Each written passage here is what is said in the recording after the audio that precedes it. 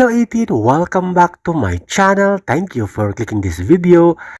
Kong TV, one of the biggest YouTuber sa buong Pilipinas, may komento pala about SB19. May sinasabi siya.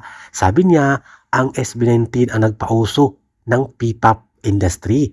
Dagdag pa ni Kong TV, ang SB19 lamang ang nagbukas ng P-pop sa buong mundo, ang nagpakilala sa mga ilang Tagalog song o PM song sa buong mundo, lalo na sa Billboard. Super hybrid din daw ang utak ng SB19 at sila mismo ang nag-manage sa sarili nila. Then after nun, lumabas na rin yung mga P-pop idol. Diyan na yung Kaya. Diyan na yung Bini.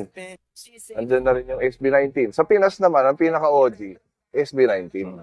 Kumbaga sila rin yung nagbukas ng daan para sa film. Pero pa ba ako din nasabi? Sobrang gagaling ng mga yan. Sobrang hybrid ng mga utak na mga. Sarili na nila yung hinandle nila.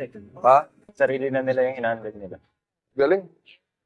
Sabi din ni Kong TV, SB19 super galing, popular sa Pilipinas, at alam naman natin na si Kong TV ay isang ma-impluensyang vlogger sa buong Pilipinas. Kaya marami siyang followers at malawak ang kanyang mga engagements.